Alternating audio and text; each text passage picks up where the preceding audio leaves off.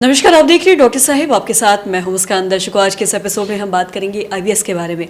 हम देखते हैं कि कई बार ऐसा होता है कि मरीज़ ये कंप्लेन लेके आते हैं और वो कहते हैं कि उन्हें बार बार कॉन्स्टिपेशन हो रहा है, डायरिया की समस्या हो रही है या फिर पेट में दर्द हो रहा है, और वो ये समझ नहीं पाते कि ये किन कारणों से हो रहा है या फिर किस बीमारी का ये लक्षण है। आज इसी पर हम खास बातचीत करेंगे और तमाम जानकारी लेने के लिए आज हमारे साथ मौजूद है डॉक्टर अवनीश कुमार। दर्शकों को बता दें कि बिहार के जाने माने गैस्ट्रोएंटरोलॉजिस्ट है। सर नमस्कार, बहुत बहुत स्वागत है आपका। नमस्कार सर, हम देखते हैं कि कई बार ऐसा होता है कि बहुत सारे ऐसे लोग होते हैं जिन्हें ये समस्या रहती है कि बोलते हैं बार बार कॉन्स्टिपेशन, डायरिया, पेट दर्द, ये सारी चीज़ें उनमें दिक्कत, पर वो समझ नहीं पाते कि किस बीमारी का लक्षण हो सकता है। आपसे जानना चाहेंगे, ऐसा किसी को हो रहा है तो ये क्या है, मतलब किस बीमारी बोल सकते हैं, कौन सी बीमारी? देखिए, आईबीएस की समस्या जो होती है एक बहुत ही क्रोनिक समस्या होती है। कई बार लोग सालों तक इस बीमारी को लेकर घूमते रहते हैं और उनका डायग्नोसिस नहीं बन पाता है। उसको कहीं से कंफर्मेशन नहीं मिलता है कि आपको किस बीमारी का इलाज चल रहा है या आप किस बीमारी से ग्रसित हैं। आईबीएस एक ऐसी बीमारी है जिसको हम लोग अगर फुल फॉर्म में बात करें तो इरिटेबल बाउल सिंड्रोम होता है। इरिटेबल बाउल सिंड्रोम का मतलब है उसमें इंटेस्टाइन जो होता है वो इरिटेट हो रहा है। इरिटेशन की वजह से या तो वो स्टूल ज़्यादा पास कर रहा है या फिर बिल्कुल ही पास नहीं कर पा रहा है। अब उसके साथ जब इरिटेट होता है तो वो उसमें पेन भी आना शुरू होता है, मीठा मीठा दर्द, पेट में रहना, भूख नहीं लगना, पेट भारी भारी लगना, पेट में कई बार जलन हो जाना, नींद नहीं आना, बेचैनी घबराहट हो जाना, धड़कन बढ़ जाना, इस तरह की समस्या उसके साथ जुड़ी हुई होती है। तो ऐसे मरीज जो होते हैं ये आईबीएस के मरीज होते हैं। कई बार ये सालों तक घूमते रहते हैं और जब बीमारी ये एक बात और ये समझने की चीज़ है कि आईबीएस की बीमारी कभी भी लाइफ थ्रेटनिंग नहीं होती है। इसमें कभी जान का खतरा नहीं होता।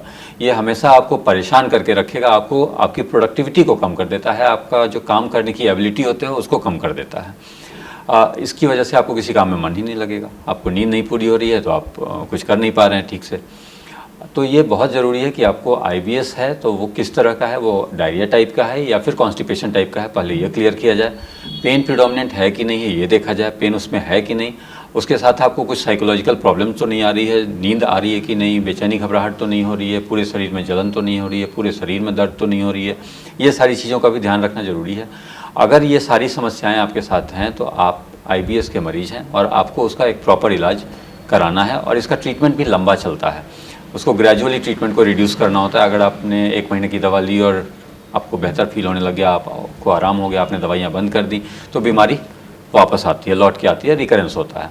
तो इसमें ये ज़रूरी है कि आप अगर एक मेडिसिन डॉक्टर किसी भी से भी दिखा रहे हैं तो आप उस चीज़ का मेडिसिन जो है वो प्रॉपर ड्यूरेशन तक खाएँ और ग्रेजुअली उसको टेपर ऑफ होने दें, एकाएक बंद ना करें मेडिसिन उसको।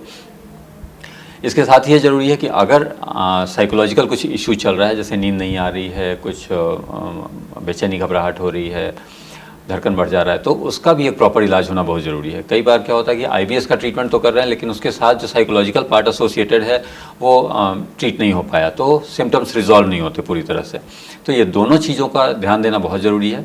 कॉन्स्टिपेशन हो, डायरिया हो, कई बार मिक्स टाइप का भी होता है, अल्टरनेटिंग, कभी कॉन्स्टिपेशन हो रहा है तो कभी डायरिया हो जा रहा है।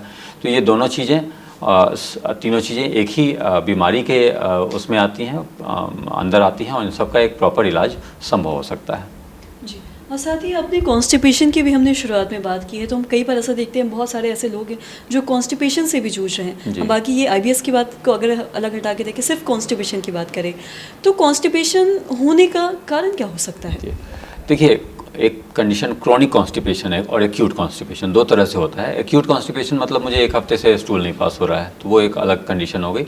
आप हो सकता है 10 दिन दवा लें, अगली बार से आपको स्टूल पास होने लग जाए, वो एक माइनर प्रॉब्लम है। लेकिन एक समस्या होती है क्रोनिक कॉन्स्टिपेशन। क्रोनिक मतलब सालों से लोगों को पेट साफ होने की समस्या चल रही है। लैट्रिन जाते हैं, आधा घंटे तक बैठे रहते हैं लेकिन स्टूल पास नहीं होता, या प्रेशर खुद से आता ही नहीं है, जाके बैठते हैं, थोड़ा बहुत हुआ फिर नहीं होता है। तो ये समस्या जो है बेसिकली कई तरह के कारणों से होती है। सबसे पहला है हमारा फैटी डाइट हो और फाइबर डाइट कम हो, फाइबर रिच नहीं है डाइट, एक्टिविटी हमारी कम है, डायबिटीज़ है, थायराइड है, ओबेसिटी है, इन सब कारणों से पार्किंसंस डिजीज़ है, अब बेड रिडेन हो गए हैं, तो इन सब कारणों से क्रोनिक कॉन्स्टिपेशन की समस्या ज़्यादा आती है। अब इसको ये ध्यान देने की ज़रूरत है कि अगर इससे आपको निजात पाना है तो हाई फाइबर डाइट खाना है, आपको फैटी डाइट अवॉइड करना है और एक्टिविटी मेंटेन करना है, आपको एक्सरसाइज रेगुलर करना है, पानी का अमाउंट ज़्यादा लेना है, ये सब चीज़ें ध्यान देने की ज़रूरत है। जी सर बहुत बहुत शुक्रिया तमाम जानकारी देने के लिए।